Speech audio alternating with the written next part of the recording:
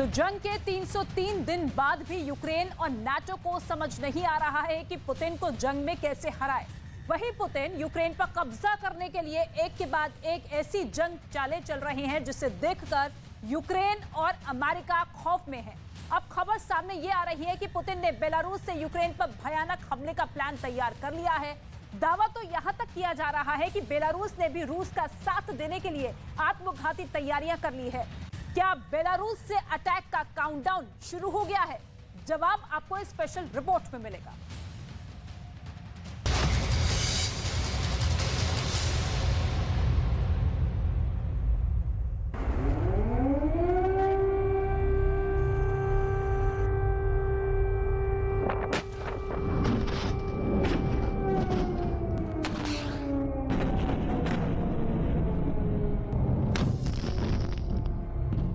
Ukraine, America और NATO के 30 देशों ने पूरा जोर लगा दिया है, लेकिन अभी तक वो रूस को हरा क्यों नहीं पा रहे हैं? आखिर पुतिन को ऐसी क्या जरूरत पड़ रही है कि उन्होंने बेलारूस की जमीन से यूक्रेन पर भीषण हमला करने का प्लान तैयार कर लिया है?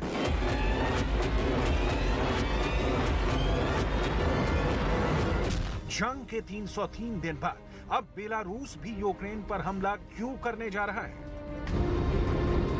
बेलारूस में पुतिन ने अचानक S-400 मिसाइल सिस्टम और Iskander short range ballistic missile system को अटैक के लिए तैयार क्यों कर दिया है?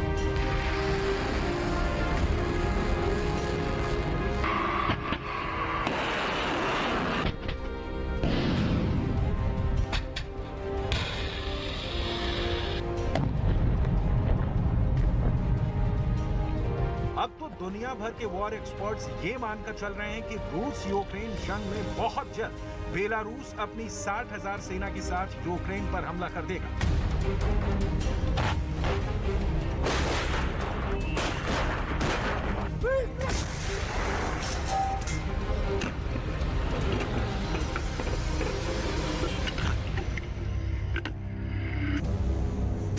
बेलारूस की सेना ने तो यूक्रेन पर हमला करने के लिए भारी तैयारियां शुरू कर दी हैं। भारी हथियार, टैंक और तोपों से ड्रिल करने वाली बेलारूस की सेना ने यूक्रेन सरहद की तरफ बढ़ना भी शुरू कर दिया है। ये सभी तस्वीरें बेलारूस की सेना की हैं, जो बेलारूस के राष्ट्रपति लुकाशेंको के आदेश के बाद यूक्रेन पर हमले की तैयारियां कर रही हैं। पुतिन और लुकाशेंको ने हाल ही में मिलकर यह फैसला किया है कि जिस तरह से पश्चिमी देश यूक्रेन को भारी हथियार, मिसाइल, टैंक और तोप देकर मदद कर रहे हैं, उसे देखते हुए ये बहुत जरूरी है कि रूस और बेलारूस मिलकर यूक्रेन के ऊपर अटैक करें।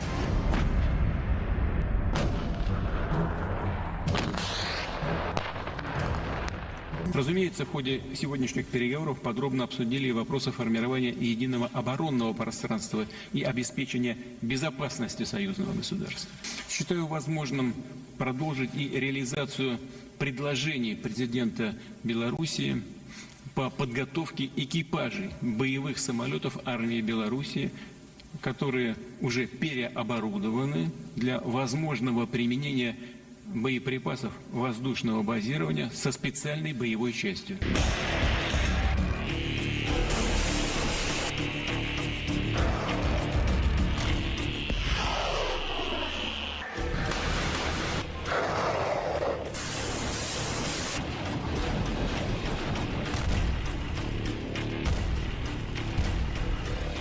रूस यूक्रेन जंग को 300 दिन से ज्यादा हो चुके हैं। युद्ध में रूस के खिलाफ पश्चिमी देशों ने एक से बढ़कर एक मिसाइलें और हथियार यूक्रेन को दिए हैं, लेकिन ज़ेलेंस्की का यूक्रेन अभी तक रूस को खदेड़ नहीं पाया है। बल्कि रूस ने यूक्रेन में ऐसा पलटवार किया है कि यूक्रेन के साथ साथ नाटो तक रूस के तेवरों को देखकर घबरा गया है। यानी अब रूस यूक्रेन जंग में जबरदस्त तरीके से पासा पलटने जा रहा है। बेलारूस से सटी यूक्रेन की सरहद से पुतिन के वफादार जल्लाद यूक्रेन पर भयानक हमला करने जा रहे हैं। इंटरनेशनल मीडिया के मुताबिक राष्ट्रपति पुतिन ने बेलारूस के राष्ट्रपति अलेक्जेंडर लुकाशेंको को यूक्रेन पर हमला करने की हरी झंडी दे दी है। जरा देखिए, बेलारूस सेना के टैंक और बख्तरबंद वाहन लाल रंग के चौकोर निशान के साथ युद्ध के मैदान में उतर पड़े। Мы идем навстречу Российской Федерации в самую трудную минуту. Ну, вы знаете, Мы вдвоем соагрессоры, самые вредные, токсичные люди на этой планете. У нас только один спор. Кто больше? Владимир Владимирович говорит, что я. Я уже начинаю думать, что он. Ну, приняли решение, что вместе одинаково. Вот и все. А если кто-то думает нас сегодня разорвать, вбить в клин, не получится. बाइडन भी समझ चुके हैं कि अगर बेलारूस ने रूस के साथ मिलकर यूक्रेन पर हमला किया तो फिर यूक्रेन को हार से बचाना बहुत मुश्किल हो जाएगा, क्योंकि अभी तक अमेरिका का patriot missile defence system Ukraine नहीं पहुंच पाया है। और अभी कुछ डिफेंस एक्सपर्ट्स का मानना है कि अमेरिका का पैट्रियट यूक्रेन तक पहुंचने में काफी वक्त लगेगा, क्योंकि बेहद पेचीदा और तेज तर्रार पैट्रियट मिसाइल सिस्टम को सीखने और चलाने में यूक्रेन की मिसाइल आर्मी काफी वक्त लगा सकती है। ऐसे में सवाल उठता है कि पुतिन की आग बरसाती मिसाइलों से कैसे बचा जाए, क्योंकि पुतिन ने बेलारूस की तरफ से रूसी सेना को हमला करने के लिए तैयार कर लिया है, जबकि रूस ने बेलारूस में S-400 मिसाइल सिस्टम और Iskander short range ballistic missile भी यूक्रेन पर हमले की तैयारियां कर रही है।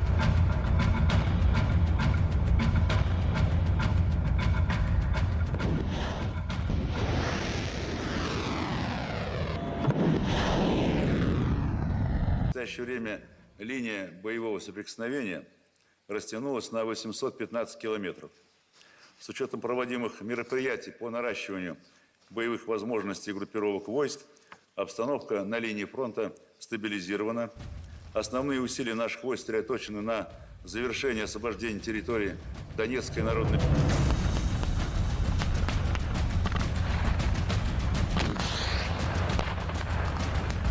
वॉर एक्सपर्ट्स के मुताबिक बेलारूस और रूस अगर मिलकर यूक्रेन पर हमला करेंगे तो पूरे यूक्रेन का हाल बकमुत जैसा हो जाएगा, जहां 70,000 की आबादी रातों रात रूस की फौज के खौफ से या तो भाग गई या फिर मारी गई। अब यह लगभग तय हो गया है। रूस ने बेलारूस के साथ मिलकर यूक्रेन के साथ साथ नेटो को भी टारगेट पर रख लिया है। इसीलिए बेलारूस के अंदर रूस ने भारी हथियार, मिसाइलें और रॉकेट आर्मी पहुंचा दी है। आप जरा बेलारूस में रूस के हथियारों पर भी नजर डाल लीजिए, आपको जंग की पूरी प्लानिंग समझ में आ जाएगी। रूस ने बेलारूस में S-400 मिसाइल सिस्टम तैनात किए। यूक्रेन से सटी बेलारूस की सरहद पर Iskander short range ballistic missile हमले के लिए तैयार रखी गई है। एक रूसी लंबी दूरी का radar detection and control aircraft 14 दिसंबर को बेलारूस के माचुलिश्ची हवाई क्षेत्र में पहुंचा दिया गया है। इसके सेकंड 76 A-50U हवा और सतह से टारगेट्स को ट्रैक करने के लिए बेलारूस पहुंच चुके हैं। लगभग 100 यूराल ट्रक, गैसोलीन ट्रक और 4 पैदल सेना से लड़ने वाले वाहन बेलारूस की सेना को मिल गए हैं। 23 T-80 टैंक और 9 यूराल और कामाज ट्रकों को अबुज लियासनोस्की रेंज से लुनिनेट्स ब्रेस्ट क्षेत्रों में भेजा गया है।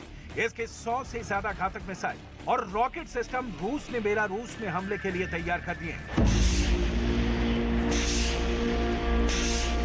असल में मौजूदा वक्त में रूस यूक्रेन जंग कब भीषण परमाणु जंग में बदल जाएगी, इसका अंदाजा किसी को नहीं है।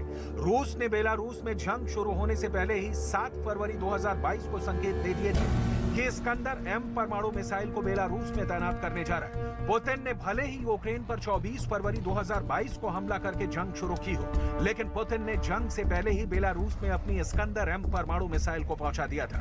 यहां तक कि बेलारूस की वायुसेना के सुखोई 25 विमानों को अपग्रेड करके परमाणु बम से हमला करने लायक बना दिया था। यानी पुतिन, अमेरिका, ब्रिटेन और नाटो से जुड़े सभी 30 देशों की तैयारी और सोच से काफी आगे के युद्ध की तैयारी युद्ध शुरू करने से पहले ही बेलारूस से कर चुके थे। इसीलिए अब बेलारूस की सेना लाल कॉम्बैट चिन्ह के साथ यूक्रेन पर हमला करने जा रही है। यूक्रेन अब समझ नहीं पा रहा है कि कीव में पहले रूस से निपटे या फिर बेलारूस की तरफ से होने वाले हमले से निपटे। Постійний пріоритет. Готуємось до усіх можливих оборонних сценаріїв. Хто би до чого не схиляв Мінськ, це їм так само не допоможе, як і всі інші хворі ідеї у цій війні проти України і українців.